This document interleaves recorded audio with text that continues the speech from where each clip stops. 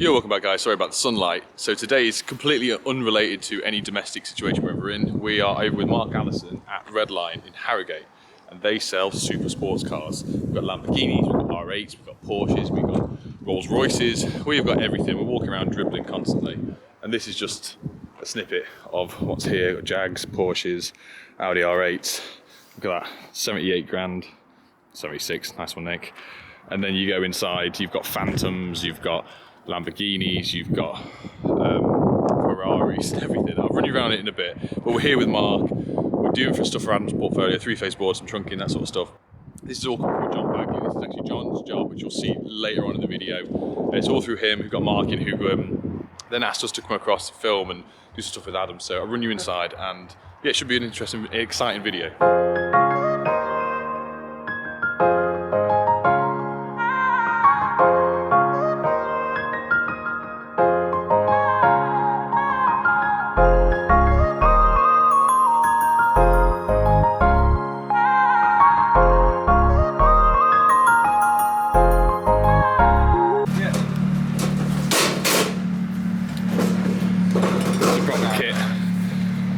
Mark, everyone, Mark Allison, Apprentice 1-to-1. You've heard me and after morning speak about Mark hundreds upon millions of times.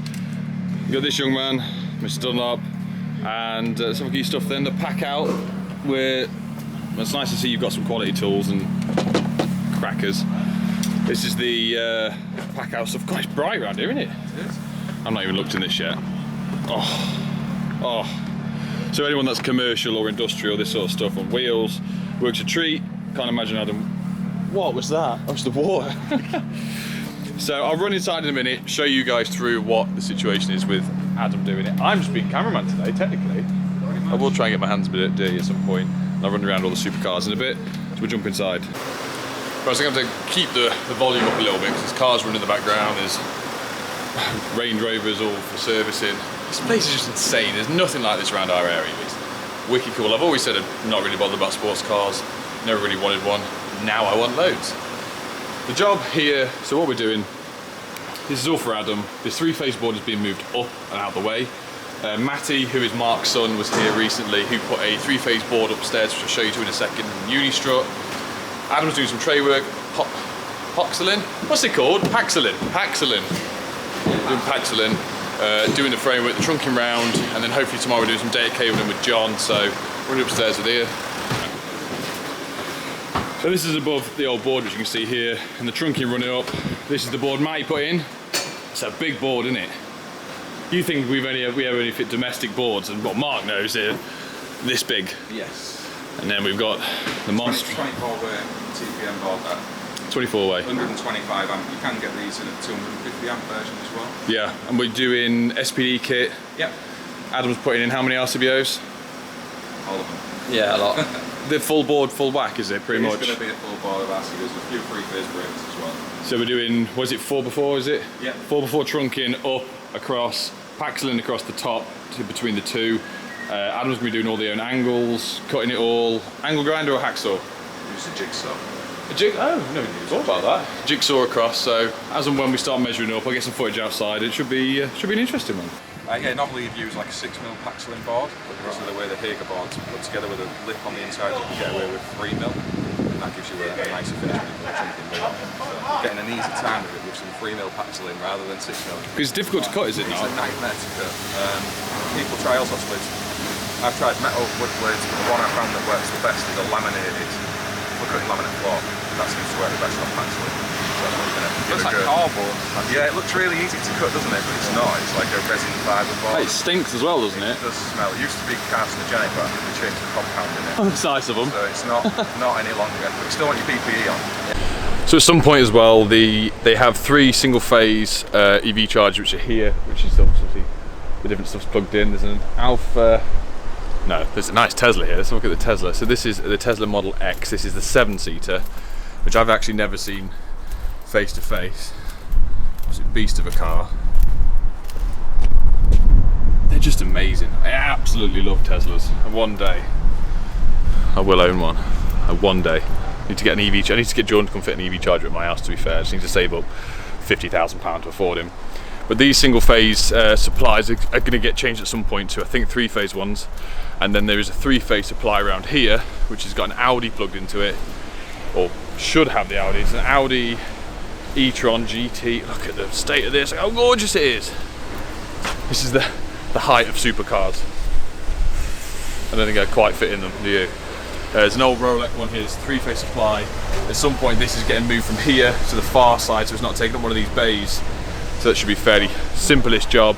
It's a TT system here, it's normal PME system for the main part. So there's a MAT-E going in for here as well, for the pen fault detection. So we'll jump back with Adam. There's so much noise here. There's people jet washing, there's people revving engines and sports cars. Then we've got a delicious van. Adam's got his PPE on. The whole reason Adam's doing this with Mark and everyone, like I've said earlier, is for Adam's portfolio for college.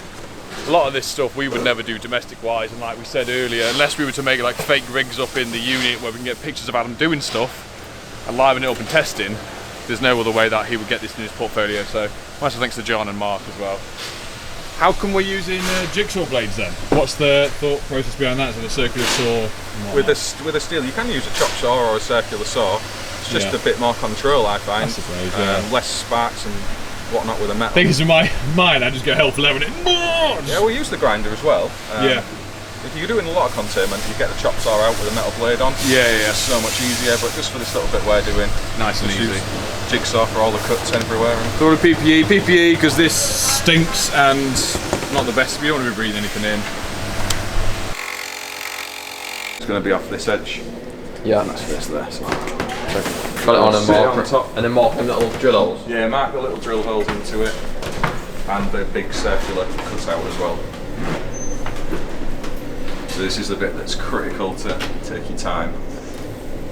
If you get a hole in the wrong place, when we put it all together, it won't work. Don't do a lot of rear entry, do we, in 3-phase stuff, Mark? No, you wouldn't be finding yourself doing that very often. Just in Stafford.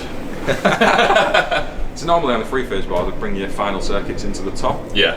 You don't have to, you can bush and couple anywhere you want around a TPM board. That's where we tend to try and do it. And then your incoming cable in the bottom. What gets me with this is it's quite a thin board. That's probably shallower than a normal domestic board. Yeah, they're not especially deep. I mean, the Eaton ones, they're deeper. Yeah. So the Eaton boards are a bit thicker.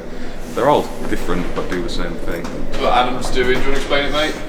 Yes, I'm just marking out the drill holes for the paxolin to go through. And then it will all bolt together. And so what it is to the domestic guys, or the younger lads that are watching this, who have as much knowledge as me on this, the paxolin is creating a barrier, almost like a grommet strip, like a 3-phase grommet strip. Instead of us doing it through and bringing a few cables through, this is allowing cables to pass through, because obviously with 3-phase most of the time it's singles, isn't it, Mark?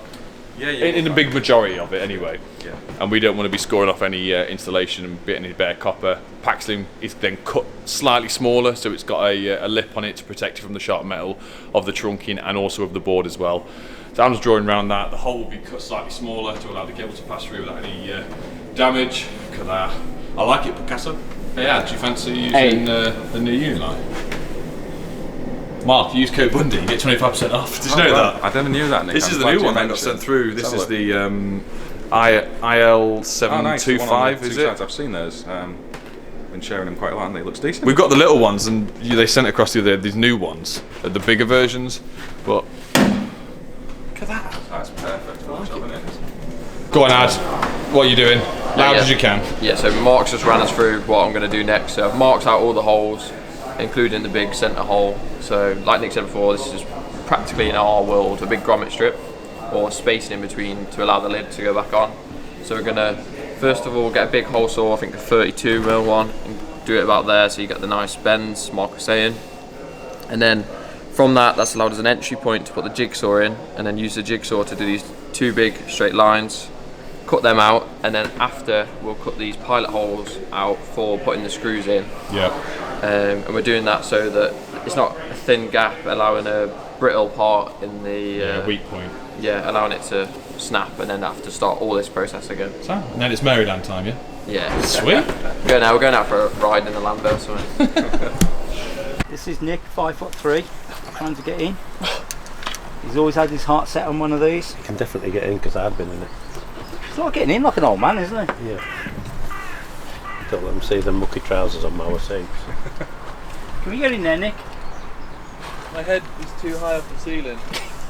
Let me tell you, they have bigger people than you drive these. Good. You got a Basketball is got a crop neck, have you, Nick? It's a bit gorgeous though, isn't it? So you're not going to buy it then? Is it sold? Not today. Yeah, I have a little hole let's in come the round roof, there. like see. here. Yeah. Mate, look at this. Can't see you because it's tinted window. Yeah, just open it back up a bit. He's like that. Hello, Jackie. Mate, this is immense. Got the little buns! Butter. Thanks, Adam. It's a pleasure though. Can't see you. Adam's delicious cut, didn't break it, good lad. Go on mate, what are you measuring now? Measuring the trunk in, I think. It's not faffing in it with commercial. It takes Up, down, up, down, up, down. So how much? with the trunking you want to oversail a little bit because where the bolts go on to hold the end cap and the 90 degree that's going on that side, they'll stick out and touch onto the DB, so you need them outside of it. So if you go over about 30 mil at each end, so you want to measure the width of the DB, Like about 3 centimeters. and then 60 mil on the end of it. Right, it's got 46 and a half, and then we want another 6, don't you? So what's that? Yeah. And then use The set square. mark all the way around it. Sorry, I didn't record in time. Is the pre-manufactured holes in the trunk, and so you're going to utilise that for the pre-cut bends going round, yeah? Yes, yeah.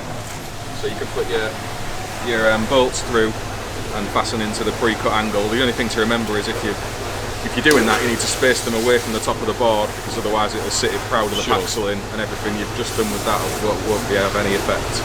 Do you just cut the trunk in at the lid after? Cut the lid after, yeah. So you can take the lid right off the way. No, don't bend it, don't bend it. Where have all my Sharpies gone? Yeah, Oh, this here one. he goes.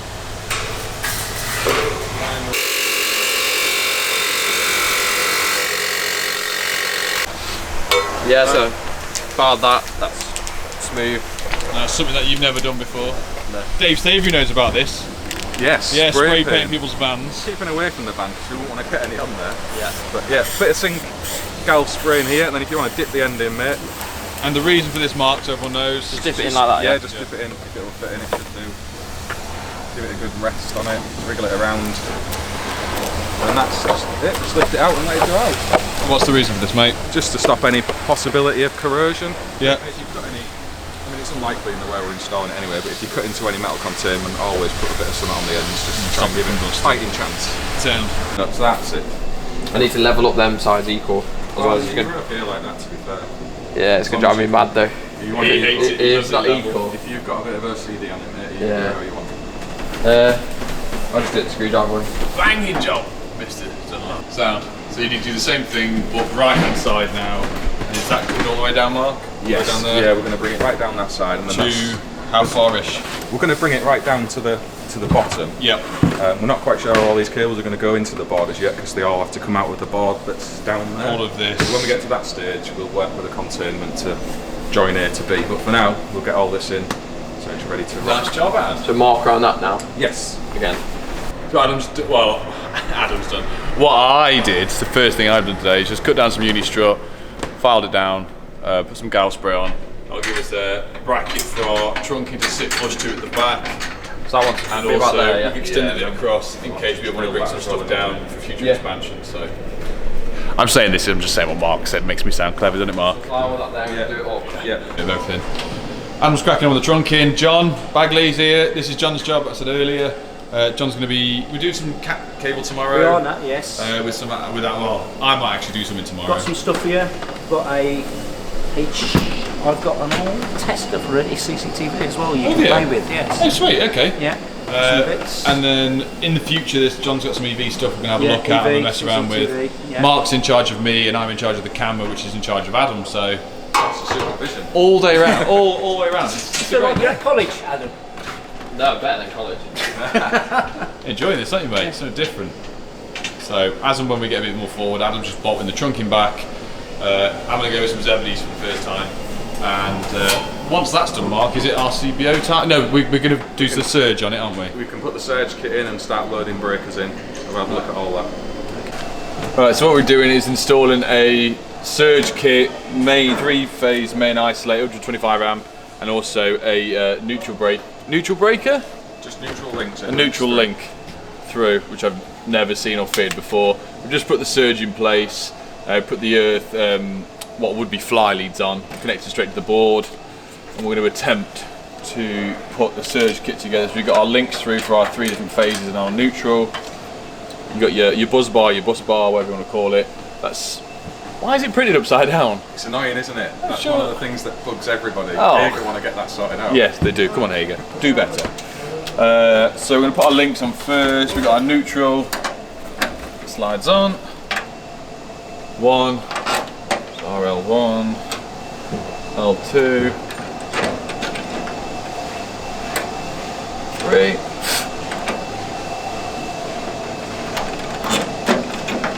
I guess you put them in loosely in place and then put the breaker in, yeah? Yeah, it's often easier like that.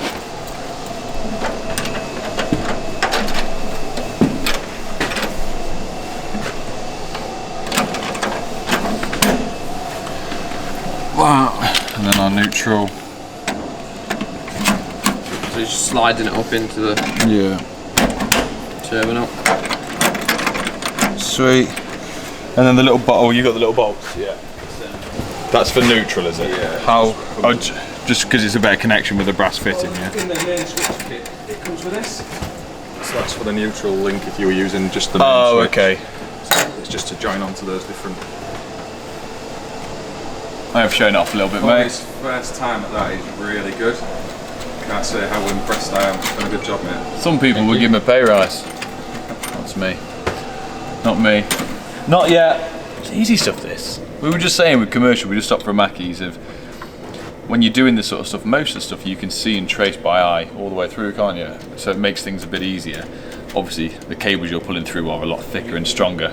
You can verify more stuff. Yeah, when it's all marked up, most of it, if someone's done it properly before you, if you go around testing, you've got labels this end, that end of where it comes from. Domestic wise, what we're used to, you've got to pick boards up if you want to trace stuff through, and it just turns into an absolute nightmare. Since it disappears into the interior. That's it, it's gone.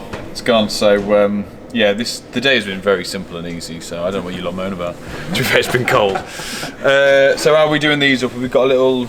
Yeah, we can do them up, but there's the Of course. buzz bar. Oh yeah, we need a torque screwdriver, don't we? We will. Yeah, in a minute. So that slots in with the. So they move. So if you do give it a little wiggle as you drop it down, you'll see they line up. And how often now are you fitting surge kits on 3-phase stuff? Is it majority? Standard now, yeah. Oh really? Every EV installing most Yeah. 3-phase and doing surge. If you look at surge, you get about 30 metres away from the board where you're getting effective protection. Any further than that, you need to repeat the surge again. So if you've got a sub-board, it's 30 odd metres away on a 3-phase install, which is usually always the case. You need surge there as well. So it's normally every DV with surge. Yeah, you'll find that now if you're on a new install, you'll be putting surges in pretty much every sub-board on a 3-phase system.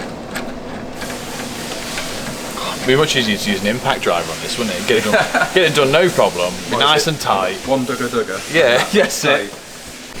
Old young Adam is putting the RCBOs in on 32s on the right, 16 order and down. 20s on the left. Yeah, That one's going down. Yeah, keep going, mate. Just in nicely. We're not doing any of the cable ties up. We've had this big discussion a minute ago about grouping factors on RCBO fly leads or anything like that. They're not being done up tight. They're doing it to make a passable, neat board and a route. There's no difference for it being bunched. You can see they're not done up tight. It's just so we can sort of get them out of the way. But it's no different to when they all bunch up here together. No one tells you off for that, but they tell you off for that. So, in my eyes, completely acceptable. I don't do this often. So Mark would sort of agree with me with this. It's as long as you're not bunching them in and they're squeezed together and they're super tight, then there's not really much issue with it. There's enough free space in there to move around. Adam's banging them in. What are we doing after this? Huh? Well, after this, After this bit? Going to the pub. Beer time, that's what it is. This will be sort of the concluded bit for this video. After we got this in, we'll dress it nicely. And then tomorrow we're going to be with Mark again, and we're going to be with John. I'm trying to think of his surname. Bagley. Bagley. John tomorrow's down there. Hi, John. What are you doing with a piece of wood? That's not electric related. I'm practicing to be a carpenter. Oh, gross. Going down in the trades. Adam's just got them in. It's only ever loose. You're not talking anything up yet. There's MCBs to go in, but it's giving Adam a good insight to see how three-phase stuff's done, how easy it is, isn't it, mate? Yeah. Be honest with everyone. Let me just zoom in into your. Oh, my zoom doesn't work anymore. Yeah, look, the battery's flat. Isn't it? What do you think? What about today? Three-phase, like commercial. Yeah, this is a tiny drop in the ocean of what it is. Yeah. But it's dead easy, isn't it? Yeah, it's alright, yeah. Go on, Mark, what were you saying about the rest of the trunking going up? Sorry. Yeah, we don't quite know how the final circuits are all going to come in with the trunking, so we're leaving that bit off for the time being. It depends how this board below gets stripped apart. Yeah. So we're still not quite sure on that one. But yeah, this is a good start. Adam's done a great job. Got the top cable entry in through the trunking. We've got all of the RCBOs dressed away. So it's a nice board for us to work out of now. Yeah, man. And it's potentially more work. We were talking earlier. We flipped this around. I'm not using the GoPro today, so it's a bit more higgity-piggity. Over the road we were looking at earlier. Yes. What's it classed as? What's the room for? So that's the valeting area. That's where they wash all the vehicles down and detail them, like polishing them up and stuff. Right. So we could potentially, in months and months' time, come back and give a rip out, redo, rejig, reboard, everything. This is just a little bit for Adam to help Adam out with his portfolio, but actually get stuck into some work. Yes. Well, I could do something as well, so I'd love to, genuinely. And but we'll film tomorrow with John, depending on what we're doing. And but head over to Powersonic, or is it still Powersonic? Or is it not Powersonic anymore? It's just Mark Sparky on YouTube and Powersonic on Instagram. Right, I'll put the links below. Go and show Mark some love. And also, are you still doing Apprentice 1-to-1 full time? Yes, that's still going strong. So Apprentice 1-to-1, I've mentioned in previous videos before. Any apprentice looking to reach out to a boss, or boss is looking for apprentices, Mark's your guy. Drop him a message and see what he can sort out. He's got connections absolutely everywhere, just as much as John has here. To see if he can help you out. So thanks for watching, guys. Take care now. Bye. Bye. Bye bye then.